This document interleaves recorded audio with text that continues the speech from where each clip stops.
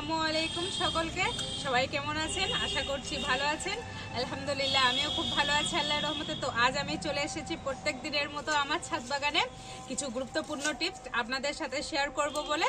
তো আজ আমি আপনাদেরকে দেখাবো যে কিচেন ওয়েস্ট দিয়ে আপনারা কিভাবে জৈব এনপিকে সার তৈরি করবেন। তো কি কি মেটেরিয়াল দিয়ে আপনারা তৈরি করবেন সেটা আজ কিন্তু আমি আপনাদেরকে এই ভিডিওতে দেখাতে চলেছি। তো ভিডিওটা স্কিপ না করে আপনারা প্রথম থেকে শেষ অবধি দেখার অনুরোধ রইল সকলের কাছে। তো চলুন আমি কি কি দিয়ে তৈরি করছি সেটা আপনাদের সাথে শেয়ার করব। তো রান্নাঘরের এই ফেলে দেওয়া জিনিসগুলো কি ডাস্টবিনে ফেলে দিচ্ছেন? তাহলে কিন্তু আর ফেলবেন না। এগুলো দিয়েই তৈরি হতে পারে আপনার বাগানের জন্য সবচেয়ে শক্তিশালী জৈব এনপিকে সার। তো চলুন দেখে নিই সহজ পদ্ধতিতে আপনারা কিভাবে এই সমস্ত উপাদান দিয়ে এনপিকে সার তৈরি করবেন। তো এই যে দেখতে পাচ্ছেন এখানে আমার আছে ডিমের খোসা, এই যে দেখতে পাচ্ছেন এখানে আমার আছে পেঁয়াজের খোসা। আমি কিন্তু সমস্ত জিনিসগুলোই আগে ভালোভাবে রোদে কিন্তু আমি সুন্দর করে শুকিয়ে নিয়েছি। তো আপনারাও রোদে ভালো করে শুকিয়ে নেবেন জিনিসগুলো। তো এই যে ডিমের খোসাও আমি ভালোভাবে ধুয়ে তারপরে কিন্তু রোদে শুকাতে দিয়েছি, আপনারা অবশ্যই ধুয়ে নেবেন।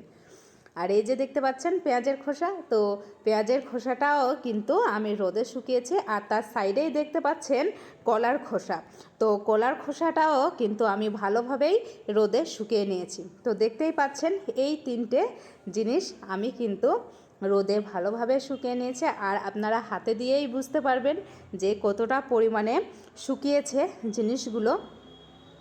তো আপনারা সব একে একে দেখতেই পাচ্ছেন কলার খোসা, ডিমের খোসা, পেঁয়াজের খোসা সমস্ত কিছুই কিন্তু আমি ভালোভাবে রোদে কিন্তু শুকিয়ে নিয়েছি।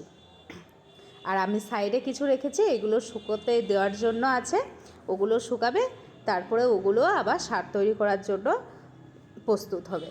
তো এই যে তিনটে উপাদান আপনারা দেখতে পাচ্ছেন, এগুলো এখন আমি কি করব, আমি এগুলো নিয়ে যাব আমার রান্নাঘরে। তো রান্নাঘরে এগুলো নিয়ে আমি কি করব, এইগুলো কিছু তো করতে হবে। তো এইগুলো আমি রান্নাঘরে নিয়ে গিয়ে আমার যে মিক্সার আছে, তো সেই মিক্সিতে আমি এগুলো কি করব, সমস্ত কিছু মানে ব্লেন্ড করে নেব। তো চলুন আমি সমস্ত কিছু একটা পাত্রে সুন্দর করে গুছিয়ে নিই। তো দেখতেই পাচ্ছেন এই তিনটে জিনিস কিন্তু আমি সুন্দরভাবে আমি গুছিয়ে নিয়েছি আমার পাত্রে। তো ডিমের খোসা, কলার খোসা সমস্ত কিছুই নিয়ে আমি চলে এসেছি আমার রান্নাঘরে। এই যে দেখতে পাচ্ছেন মিক্সি জার, তো এই মিক্সি জারে আমি প্রথমে নিয়ে নিচ্ছি পেঁয়াজের খোসা। তো পেঁয়াজের খোসা আপনাদের কী কাজ করে, এতে আছে পটাশিয়াম এবং ক্যালসিয়াম, যা গাছের রোগ প্রতিরোধ ক্ষমতা বাড়ায়। তো আপনারা বুঝতেই পাচ্ছেন পেঁয়াজের খোসায় কী আছে। তো এই যে এইভাবে আপনারা কিন্তু সুন্দর করে মিক্সিতে ব্লেন্ড করে নেবেন। তো দেখতেই পাচ্ছেন আমার কিন্তু সুন্দরভাবে ব্লেন্ড করা হয়ে গেছে, আমি এটা সাইডে রেখে দিই। এবার দেখতে পাচ্ছেন ডিমের খোসা, তো ডিমের খোসাগুলো আমি সেম একই পদ্ধতিতে ব্লেন্ড করে নেব। তো ডিমের খোসাতে কি আছে, এতে প্রচুর পরিমাণে আপনার ক্যালসিয়াম এবং ফসফরাস আছে, যা গাছের শিকড়কে শক্ত করে। তো এইগুলো আপনারা একেবারেই ফেলে দেবেন না, তাহলে এগুলো বুঝতে পাচ্ছেন যে আপনার গাছের জন্য কত উপকারী এগুলো। আর এই যে দেখতে পাচ্ছেন মিক্সিতে এইভাবে আপনারা কিন্তু ব্লেন্ড করে নেবেন।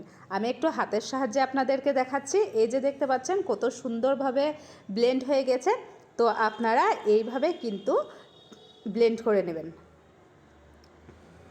তো এটা আমি রেখে দিই।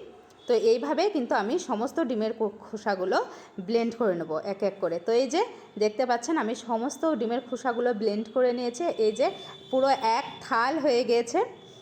তো পেঁয়াজের খোসা, ডিমের খোসা অলরেডি দুটো কিন্তু আমার ব্লেন্ড করা কমপ্লিট। এবার আপনারা দেখবেন কলার খোসা, তো এটাও কিন্তু আমি সেম পদ্ধতিতে ব্লেন্ড করে নেব।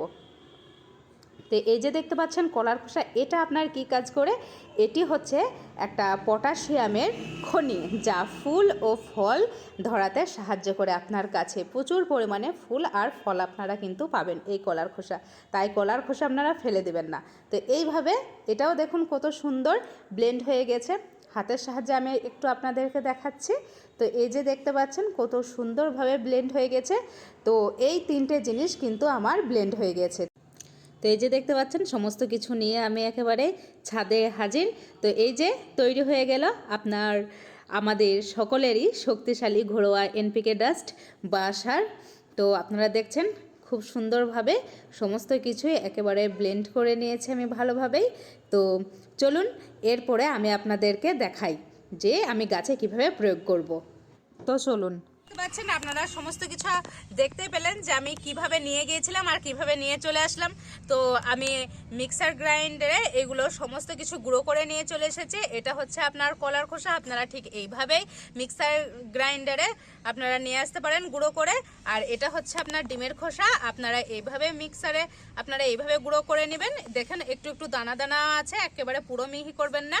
আর এই যে দেখতে পাচ্ছেন এখানে হচ্ছে আপনার পেঁয়াজের খোসা। তো আমি তিনটি উপকরণ কিন্তু পুরোপুরি মিক্সার গ্রাইন্ডারে আমি একেবারেই মানে গুঁড়ো করে নিয়ে চলে এসেছি। তো আপনারা দেখতে পারলেন। এবার আমি আপনাদেরকে দেখাবো এই যে আপনি ডিমের খোসা, কলার খোসা সমস্ত কিছু যে গুঁড়ো আপনারা আপনার ছাদ বাগানে যে সমস্ত গাছেই দিতে পারেন। এটা একটা খুবই মানে গুরুত্বপূর্ণ একটা সার, গাছের পক্ষে খুবই ভালো ফলন দেয়, আপনার গাছের বৃদ্ধি করে সমস্ত কিছুই। আর এই যে দেখতে পাচ্ছেন এটা আমি দুটো দিক দেখাবো দেওয়ার। আপনারা এই গুঁড়োগুলো ডাইরেক্ট তিনটে গুঁড়ো আপনারা একসাথে মিক্স করে একেবারে ডাইরেক্ট গাছের গোড়াতে দিতে পারেন। মাটিকে একটু খুঁড়ে নেবেন, তারপরে দিবেন, আর মাটির সাথে মিক্স হয়ে যাবে। আর আপনারা এই যে দেখতে পাচ্ছেন পেঁয়াজের খোসা আর কলার খোসা, এগুলো কিন্তু আপনারা জলে ভিজেও কিন্তু একদিন মতো জলে ভিজিয়ে রাখলে খুবই ভালো হয়।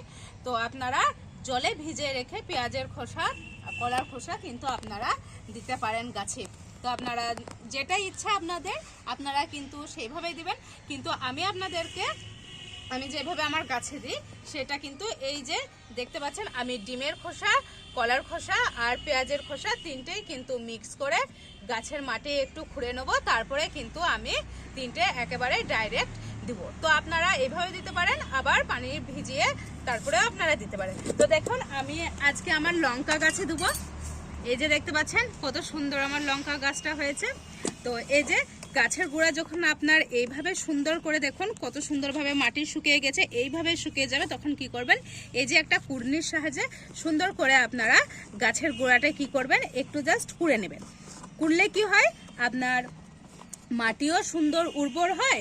আর আমি গাছে যখন এই খাবারগুলো প্রয়োগ করব তখন গাছ আপনার কি হবে সহজেই শিকড়গুলো আপনার সুন্দরভাবে এই খাবারটা অ্যাবজর্ব করতে পারবে। সেই জন্য আপনারা একটু মানে ডাইরেক্ট না দিয়ে মাটিটা একটু কুড়ে তার সাথে খাবারটা মিক্স করবেন, দেখবেন খুবই ভালো হয়। তো এই যে দেখতে পাচ্ছেন আমার কিন্তু মাটি অলরেডি খোঁড়া হয়ে গেছে। আর আমি এক একটা গাছের জন্য এটা আমার 12 ইঞ্চি গ্রো ব্যাগে লাগানো আছে। তো আমি এক একটা গ্রো ব্যাগের জন্য এই যে দেখতে পাচ্ছেন একটা চামচ, তো এই চামচের সাহায্যে কিন্তু আমি এক এক চামচ করে তিনটি জিনিস কিন্তু আমি মিক্স করব, তারপরে কিন্তু আমি গাছে দেবো। আপনারা এক চামচ করেই দিবেন। যাদের এই 12 ইঞ্চি গ্রো ব্যাগে যে সমস্ত গাছ বলেন, ফুলের গাছ, ফলের গাছ, তারপরে আপনার সবজির গাছ লাগানো আছে, এক চামচ করে তিনটে জিনিস নিয়ে আপনারা সুন্দরভাবে মিক্স করে গাছে দিতে পারেন। যে দেখতে পাচ্ছেন আমি একটা প্লেট নিয়ে নিয়েছি। আমি এটাতে এই যে দেখতে পাচ্ছেন এক চামচ আমি পেঁয়াজের গুঁড়ো নিয়ে নিয়েছি, এক চামচ আমি ডিমের খোসা নিয়ে নিয়েছি, আর এক চামচ কিন্তু আমি এই যে দেখতে পাচ্ছেন কলার। এই তিনটে জিনিস আমি কিন্তু তিনটে এক চামচ করে নিয়েছি। এবার এটা আমি হাতের সাহায্যে ভালোভাবে মিক্স করব। তো এই যে দেখুন সুন্দরভাবে মিক্স হয়ে গেছে। এবার আমি কি করব গাছের গুঁড়োতে চারিদিকে কিন্তু গাছের গোড়ায় আমি দিয়ে দেবো। তো এই যে এইভাবে গাছের গোড়ায় আপনারা দিয়ে দিবেন, এতে আপনার গাছের বৃদ্ধিও ভালো হবে, শাখা প্রশাখাও খুবই সুন্দরভাবে গ্রো করবে, আর আপনার গাছের ফলনও কিন্তু প্রচুর পরিমাণে আসবে। তো এই যে দেখতে পাচ্ছেন আমার গাছের গোড়ায় চারিদিকে দেওয়া হলো। এবার কিন্তু আমি কি করব এটা মাটির সাথে সুন্দরভাবে এইভাবে কিন্তু আমি মিক্স করে দেবো। এই যে মিক্স করা হয়ে গেলে এবার আমি কি করব এটা আমি একটু গাছের গোড়ায় জল দিয়ে দেবো যাতে গাছ সহজে অ্যাবজর্ব করতে পারে।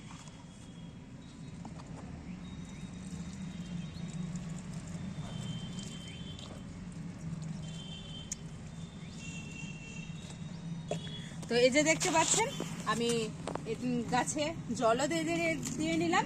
তো আপনারা যারা চাইছেন যে শুধুমাত্র আপনারা এই কিচেন ওয়েস্ট দিয়ে গাছের মানে পরিচর্যা বা করতে পারেন, খাবার হিসেবে দিতে পারেন, তো আপনাদের এইগুলো হচ্ছে আপনাদের বেস্ট, কিচেন ওয়েস্টের মধ্যে একেবারে বেস্ট আপনার গাছের খাবার, একেবারে অর্গানিক সার বলতে পারেন। তো এই হলো আজকের ভিডিও। তো ভিডিওটা ভালো লাগলে অবশ্যই লাইক কমেন্ট শেয়ার করবেন, আর যারা আমার চ্যানেলে নতুন তারা অবশ্যই আমার চ্যানেলটাকে সাবস্ক্রাইব করবেন আর আমার পাশে থাকবেন। আর এইভাবে আমি কিন্তু আপনাদেরকে নতুন নতুন তথ্য দিতে থাকবো আমার ভিডিওতে। তো ভিডিওটা আজকে এখানেই শেষ করছি, আজকের মতো টাটা। তো এই যে আমার পানি দেওয়া দেখলেন কমপ্লিট হয়েই গেল। তো এইভাবে আপনারা দিবেন। আর একটা পদ্ধতিতে আমি বললাম, এই পেঁয়াজের খোসা, কলার খোসা পানিতে ভিজিয়ে তারপরে আপনারা দিতে পারেন। তো এটা আমি আর দেখালাম না, যেহেতু আমি অলরেডি এই প্রসেস আমি করে দিলাম, সেজন্য আমি ওটা আপনারা আপনাদের মতো করে নিতে পারেন। তো আমি শুধু লঙ্কার গাছে দিলাম বলে আপনারা শুধু লঙ্কার গাছে দিবেন তা কিন্তু না। আপনার লঙ্কা বলুন, বেগুন বলুন, মানে আপনার ছাদ বাগানে যে কোনো গাছ থাকুক আপনারা সেই সব গাছেই কিন্তু দিতে পারেন, কোনো সমস্যা নাই।